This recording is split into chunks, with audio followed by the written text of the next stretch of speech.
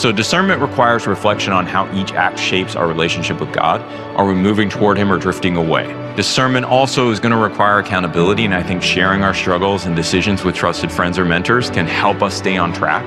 And together we can encourage one another to use technology in ways that glorify God and His kingdom. Welcome to Prepped, the podcast that equips you to live out God's story, not the world's story. Hosted by James Spencer, PhD, each episode bridges the gap between academic insights and everyday life, preparing you to understand the Word of God and put it into practice. Whether you're diving into biblical studies, looking for ministry guidance, or aiming to deepen your faith, Prepped empowers you to think biblically and theologically in a world that encourages you not to. Ready to get prepped? Subscribe now and transform the way you bring God's story into the world. Hey everyone, welcome to this episode of Prepped. I'm Dr. James Spencer. This is where we're going to explore biblical and theological topics in a way that speak directly to the challenges and opportunities of today. And in this episode, we're actually not going to be talking about Genesis 14. I had said at the end of last episode that we're moving into Genesis 14. I misspoke there. I had forgotten that there were a few episodes that we were going to do before Genesis 14. And so today what we're going to do is sort of piggyback off of the Tower of Babel narrative, where we talked a little bit about the unrestrained and unguided development and use of human capacity. And so we're going to be talking about technology in the Christian life for a couple of episodes.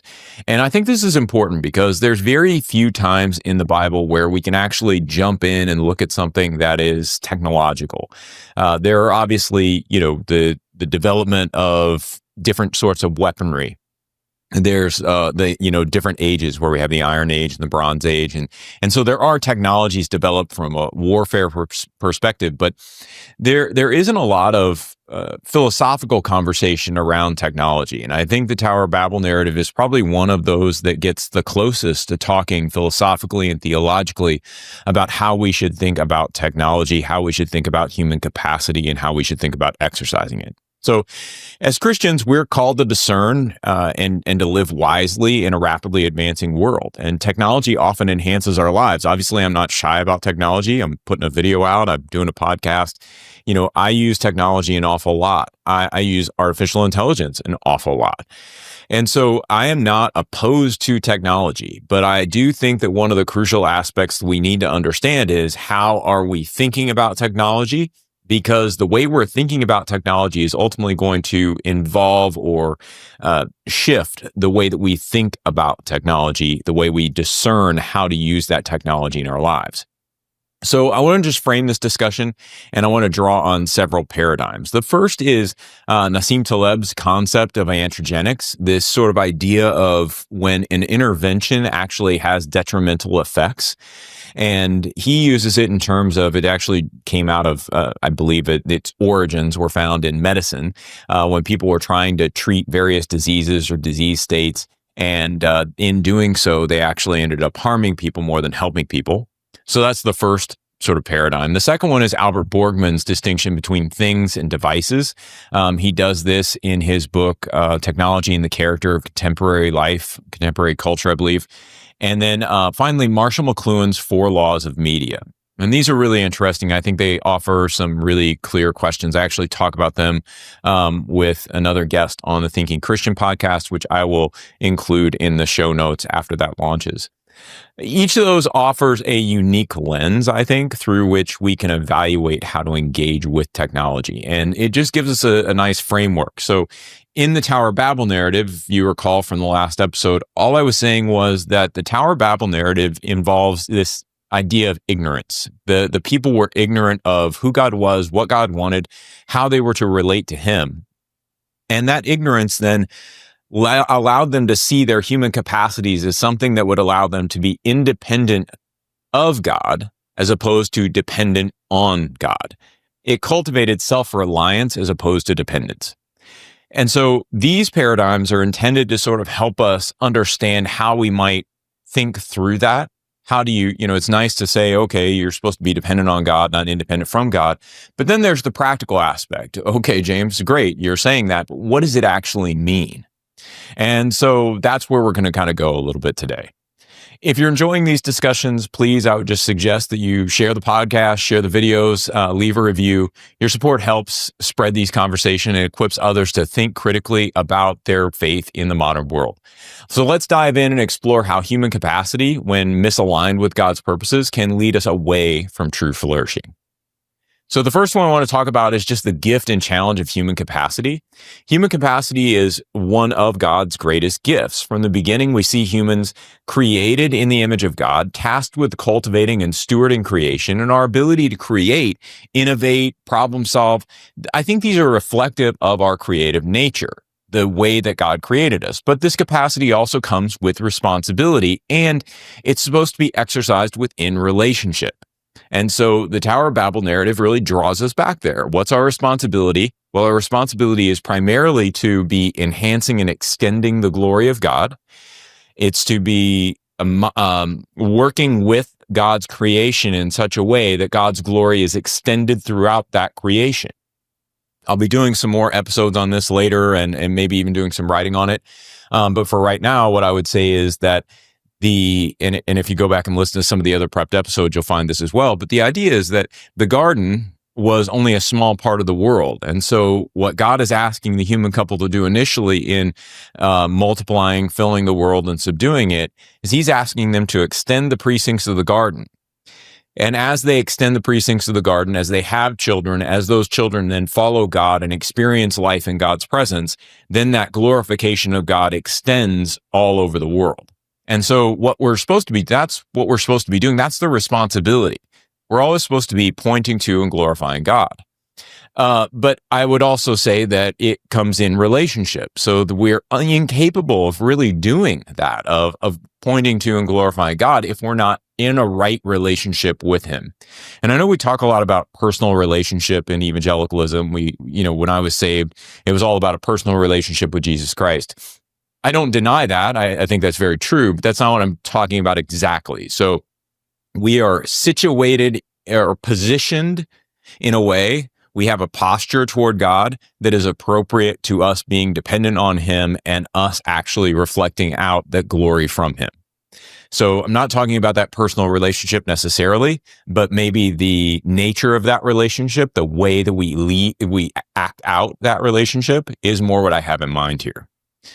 So the Tower of Babel narrative, again, just to sort of revisit last time, it is this great story where we see human efforts that are unguided and unrestrained, and they lead the people away from God rather than toward him. And I think that tension between the potential for good and the risk of harm is really evident in the realm of technology. When we are exercising our human capacity in the area of technology, we are putting ourselves to some degree at risk.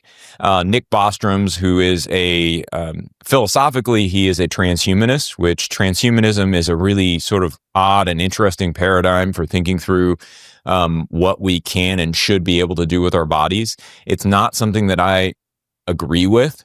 And so again, I've done other writing and different episodes on that, and I'll link those in the show description.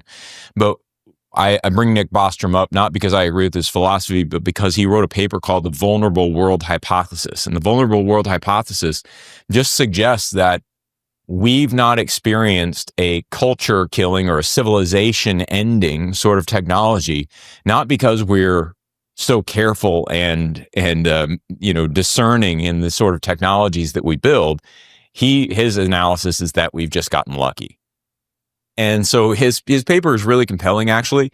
And I think it's a really important piece to remind us that many times when we're messing around with technology, we don't really understand what we're messing with. We know how to manipulate the world, put the pieces together, build this or that, but we don't always understand how the world is going to, let's say, respond once those pieces are built.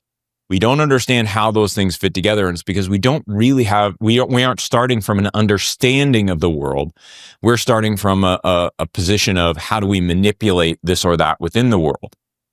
If we start with an understanding of the world, and an understanding of the world has to involve our relationship with God. It has to entail a right relationship with the triune God. Now we have a different basis from which we can understand and implement technology, and we're going to see a little bit better, I think, the dangers that some certain technologies pose. And the way I usually think about it is we'll be able to reap the benefits of those technologies while mitigating against their downsides. And I think that's really how I've come to think about technology. I don't know it's exactly the right way, but I think it's really helped me not to fall into a totally positive or totally negative approach. I think that what we're always trying to do is we're trying to say, okay, this technology is going to bring a certain set of benefits, and we would like to have those benefits. But the reality is that it also could have some really significant downsides. I think part of our problem has been in implementing social media and implementing even AI, even things like, mass transportation. We've seen the benefits. We've recognized what we want to do, but we haven't really thought about what these things are going to push out of our lives. Not eliminate totally. It's not as if we couldn't make those choices. The exact same choices we were making prior to a technology, we could make after a technology. But we don't reckon with the way that it tends to get us to eliminate those practices that were really meaningful to us prior to the onset of that technology. And so that's what I mean when I say that we want to reap the benefits while mitigating the downside. So something to think about, I'll just give an example. If we think about the difference, I always go back to the show Little House on the Prairie, right? Because Little House on the Prairie, the church and the schoolhouse are the same place. You have a fairly isolated town where people are neighborly to one another. Everybody kind of knows one another. Yes, they have their problems, but ultimately there's a social network there. And I use that phrase intentionally. There's a social network that's created within that community where people are held responsible for what they're doing. They're expected to do certain things. When someone departs from a norm, that's recognized as a problem. And it's very difficult to escape that community. And it's because it's localized. Travel was just much more difficult. And you see the various episodes. If you ever watch Little House on the Prairie, they tend to go to a city every once in a while. I think it was Mankato. But I wouldn't swear to that. But they go to the city and the expectations are completely different. These people are completely fish out of water. And as the community, in those cities grew, there were more and more problems and very different sorts of problems. You have brawls at the bar. You have, all of the sort of trappings of life that come along with being in the city. And so if we think about just that idea of not really, travel being difficult, travel being expensive, hard to get from one place to another, yes, that creates real hardships. I can remember watching episodes of that show where, the snow is so high, they have to, tie a rope from the door of the house to the door of the barn to go care for the animals and those kind of things. Those are areas where you kind of sit back and you go, wow, technology could really have helped. Episodes where people get sick and then the medicine just isn't there to help them get better. Again, that's a great place where technology can kind of plug in and help. But if you think about the onset of something like mass transit, where it's easy for us to travel, and you think about that the accountability and the responsibility that was cultivated within a community that really couldn't escape one another easily, you start to recognize maybe something that we're losing. So as we think about, I think about going to my church. I'm about 5 minutes away from my church building. But let's say I'm going to church and they decide that something I've said on the podcast, something I've written in public or something like that, is they just disagree with it. And so they want to have a conversation with me about that. They want to talk about my responsibility to the congregation. They want to talk to me about what sort of accountability I need to have and to the congregation of which I'm a part. And let's say I don't want to have that conversation. Let's say I just want to say, listen, I do what I do. It's my job. It's my life. It's my thoughts. I don't need any of this oversight. This is ridiculous. And so my family and I decide to go 20 minutes in the other direction to a different church where they don't know me.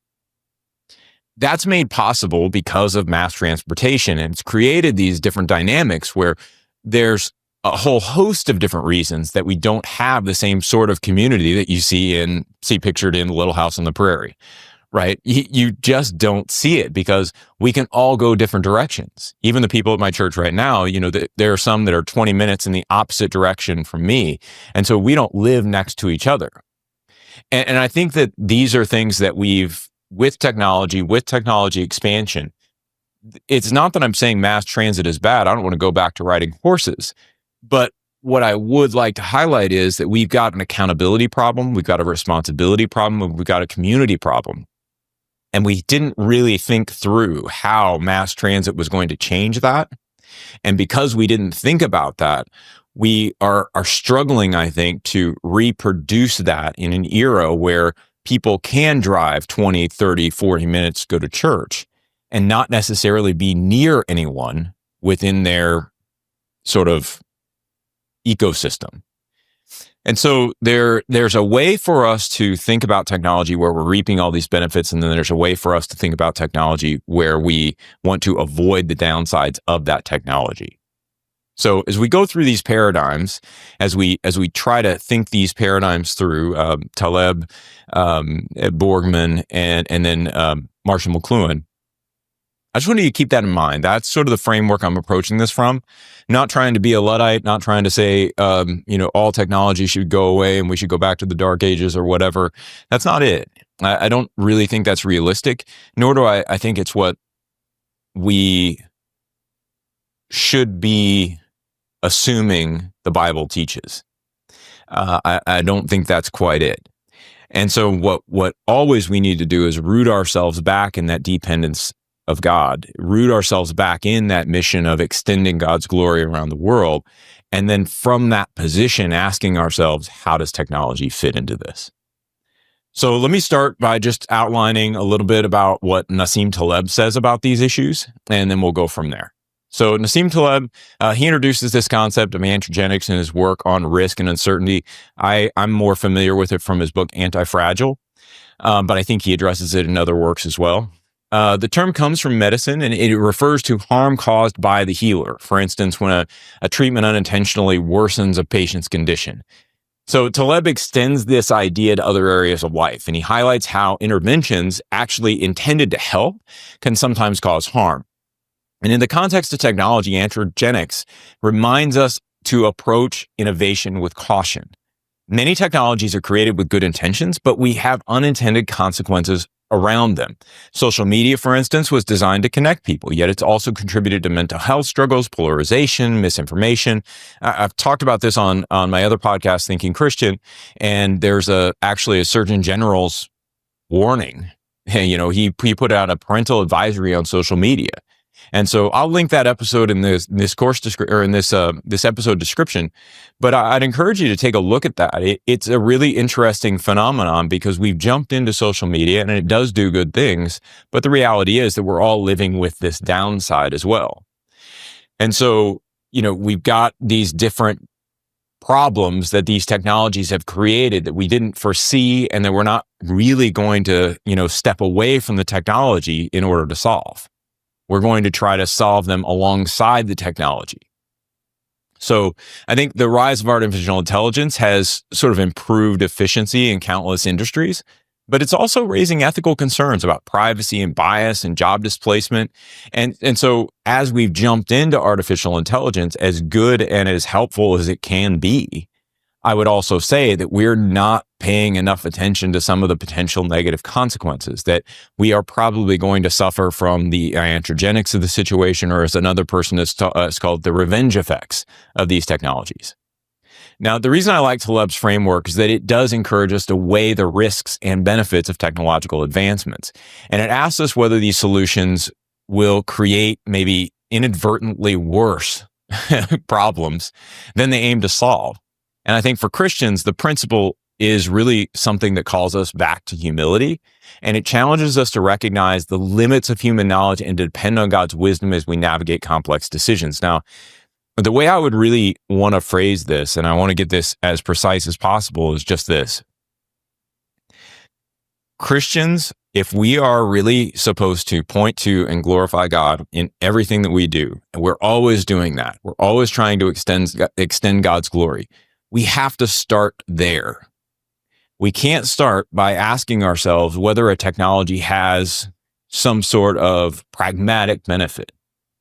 We have to ask ourselves, does this technology allow us to, or push us to become less dependent on God, and thus to shift our position from glorifying God in all that we do to stepping away from him and maybe not glorifying him in the way that we should.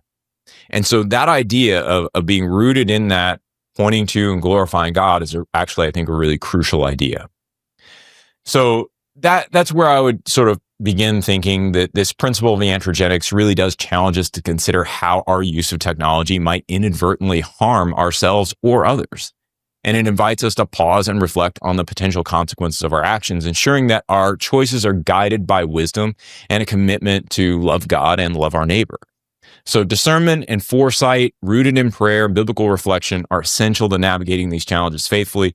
I would also just say that, I really love Romans 14 and 15, where Paul is talking about the relationship between the weak and the strong. And so we have to take care and really recognize that sometimes when we're using these technologies, we are inadvertently harming others within the community. We're hindering someone from moving forward in their faith in Christ. And so we can think through that grid as well. Now let's talk a little bit about Albert Borgman's distinction between things and devices. So this distinction is actually really interesting, and I think it offers a valuable perspective. Again, it comes from his book, Technology and the Character of Contemporary Life. And Borgman argues that things are these tangible objects that require engagement and skill. The example he uses in the book is like a wood-burning fireplace. It provides warmth, and it also demands effort to maintain. And so you have to go out and cut the wood. Maybe it's a father and a son or a father and a daughter who go out and they're going to cut this wood, and the father's going to show the child how to do this. It's going to help the child carry this wood back. And when they get back, he's going to show the child how to light the fire. There's a social aspect to things that require not only effort, but allow for social interaction. And so that's what a thing is for Borgman. Devices, on the other hand, are technologies designed to deliver the outcomes with more of a minimal effort. It isn't hard to show someone how to use a central heating and cooling system that provides warmth at the push of a button. So I have an app for that now. I could turn my heat up. My wife usually does this. She turns the heat up, and eventually I'll notice that it's hot, but it's not something we do together. It's not like she's asking me to put wood on the fire. She's just going in and changing the app, and nobody would necessarily know until it got hot enough in the house for us to be uncomfortable. Now, while devices do make life easier, Borgman is really warning us that they can also distance us from meaningful engagement with the world and with each other. A device paradigm, as he calls it, prioritizes convenience over connection and efficiency over experience. So consider how smartphones, for instance, have replaced face-to-face conversations with text messages or social media interactions. I would say even how smartphones have displaced phone interactions with text messages and social media interactions. Those tools are convenient, but they can also erode sort of a richness of human relationships. And I think I would say, from my perspective, growing up without the internet for some time, I would also say that there's the sense in which email, which is super convenient. I mean, we don't have to go to the mailbox. We don't have to mail letters. We don't have to do anything much faster. And it's supposed to be, quote, more efficient. But I think the reality is that it actually makes life, in many cases, less efficient because we're constantly having to respond to it. We feel like we have to answer all these emails. We feel like we have to answer all these texts. And so what we're doing in making things more efficient is we're also putting it back on us to respond to a much broader array of things. And everything seems to become more and more urgent. Now, I'd say for Christians, Borgman's framework really does challenge us to evaluate how technology shapes our daily lives. Are we using these tools in ways that deepen our relationships, foster gratitude, connect us to God and His creation, or are we allowing the devices to diminish our capacity for meaningful engagement with God and others? And I think by recovering sort of an art of presence, being fully engaged with people and tasks, we align more closely with God's intent for human flourishing. So the distinction also applies in our spiritual practices. Digital Bibles, devotional apps are helpful, but they can sometimes reduce our engagement with Scripture to sort of passive consumption. You know, the verse of the day that pulls up a Bible verse for you, the small, pithy devotional that we're using. These don't necessarily guide us into God's Word. Sometimes these sort of keep us out of God's Word. And so I'm not saying to give those things up necessarily. I'm suggesting that you recognize that these can be They are like devices. They're convenient, they're easy, and I'm wondering, I guess what I would push you to is, how much effort do you really need to put into your spiritual life? So that would be my sort of take on Borgman's insights. And I just encourage us to consider how to think about the convenience that a device brings versus the effort that can be very formative for us. And again, I've talked about this in various other places, but what I would say is, as a personal trainer, when I was a personal trainer, I worked people out. I never brought a client in and said, okay, today what you're going to do is sit in the corner and watch me work out, and think that that was going to have an impact on their fitness. It wasn't. If they wanted to get stronger, if they wanted to get bigger, if they wanted to lose weight, if they wanted, whatever their fitness goals were, they couldn't just sit back and watch me passively. There had to be effort. Now, when you think about from an efficiency perspective and, they're watching me move weights around, it's very efficient for them. I'm doing all the work and they're watching me do it.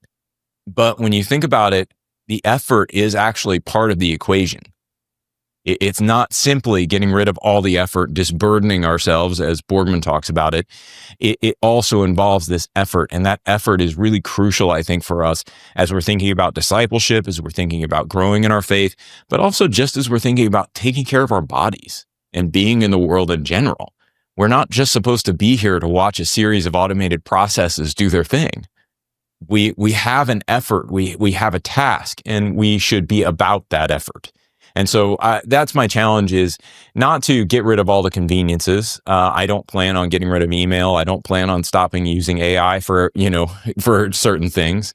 But I will say I do tend to curtail those practices. I stop myself. I try to restrain the practice and what I use these various technologies for, so that I'm still putting forth an effort that is beneficial to me. It works back on me. What I give out, I get back in some interesting way.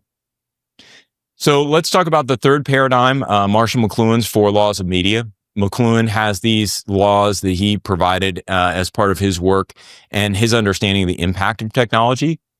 And so McLuhan suggests that every technology has these 4 effects. Number 1, enhancement.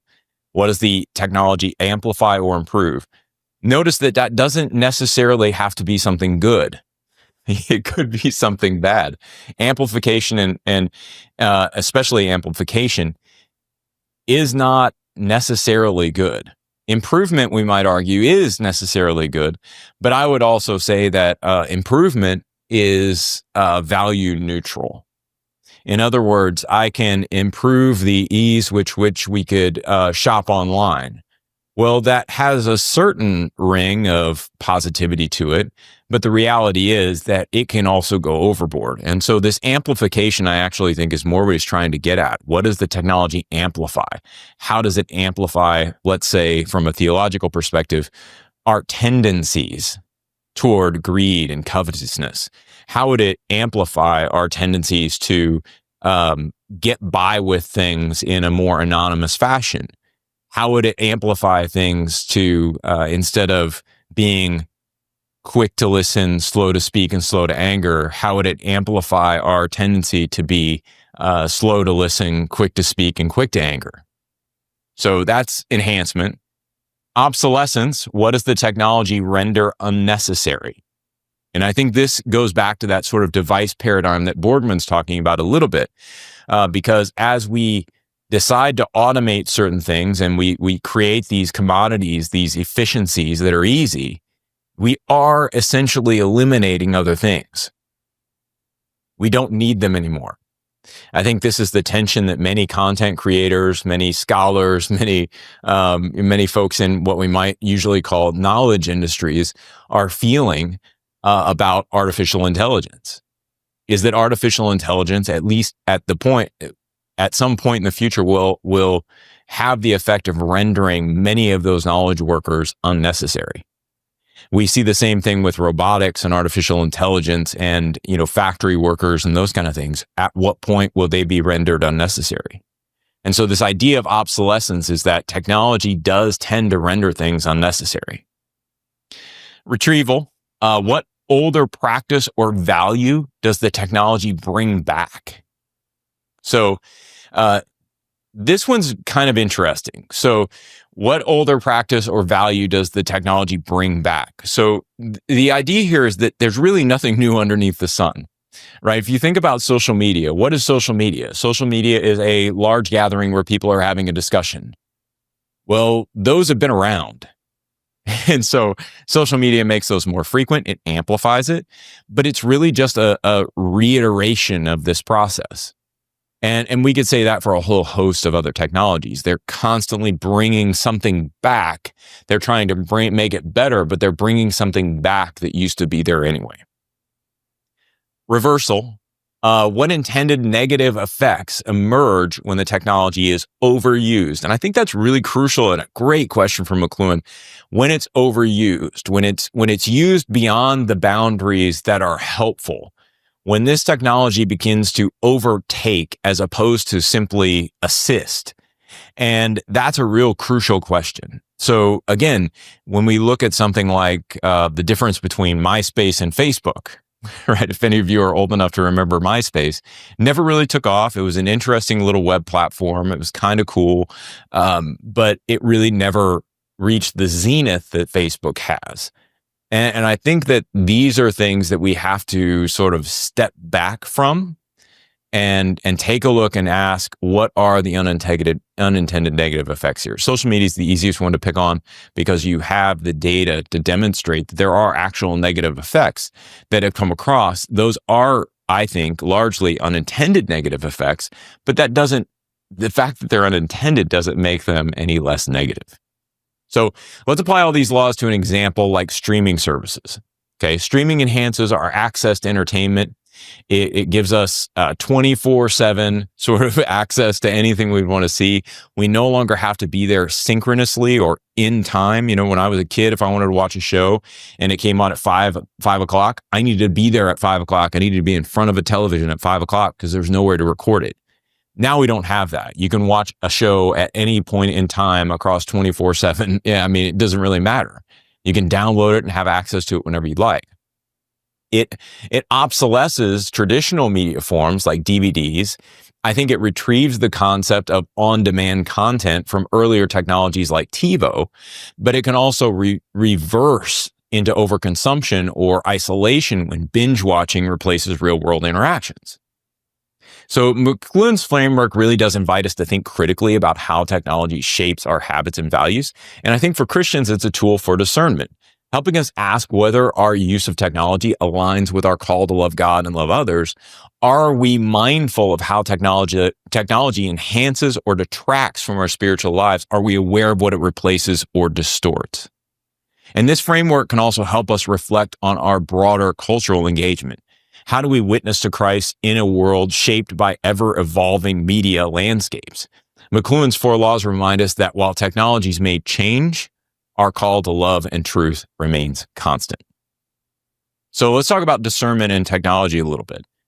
Building on the ideas we've discussed in previous episodes, but also, as we've been looking through Genesis and particularly the Tower of Babel incident, I would say discernment is essential when engaging with technology. And as Christians, our goal is to live in God's presence and grow closer to Him, to glorify Him in all that we're doing. Yet technology can either hinder or help that pursuit, depending on how we use it. And so my tendency is to see technology not as neutral in the sense that it has no effects, but as neutral in the sense that it isn't particularly moral in and of itself. It does require us to use it. But I think anytime we introduce a technology into our world, that technology has effects, and in that sense, it is not neutral. For example, prayer and meditation require stillness and focus, yet the constant notifications of our devices can pull us away from that sacred time with God. Similarly, while social media can connect us to others, it can also foster envy or distraction, which erodes our ability to love God and our neighbors fully. I think I always go back to Silence of the Lambs came out when I was in high school, and I remember watching it. If you've never seen the show, there's an FBI agent named Clarice, and she's interviewing this serial killer who's been captured, and he's trying to help her find this other serial killer who is out and they're trying to catch. And she's trying to figure out what's driving this serial killer. How can she figure out who he is? What's his motivation? And Hannibal Lecter, who is the serial killer who's locked up, says, what do we covet? We covet first what we see every day. And that then leads this FBI agent, Clarice, to his childhood home. She starts looking back into older murders and she eventually finds it. But the idea of coveting what we see every day is really interesting when we think about something like Instagram or TikTok or Facebook, where we're actually able now not just to peer into our neighbor's yard and look at their, or their driveway and see the new car. We're not looking across the street and or going to the gym and maybe seeing somebody who's really in shape. Now we're bringing this into our lives in a much more frequent, much more persistent, much more constant way because of the technology that we're using. So this is another one of those areas where I just don't know that we've really thought it all the way through what it is that we're doing to ourselves, but we've essentially opened ourselves up to a sense in which we could easily cultivate discontentment with what God has given us and begin to question how God allocates what he gives to others. In other words, God's given X to this person when he should have given it to me.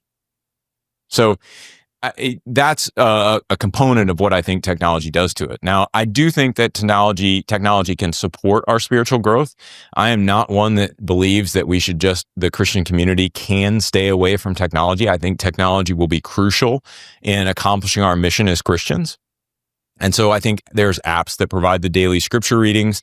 There are reminders to pray. There's tools for journaling. There's podcasting. There's artificial intelligence. There's all of these different things.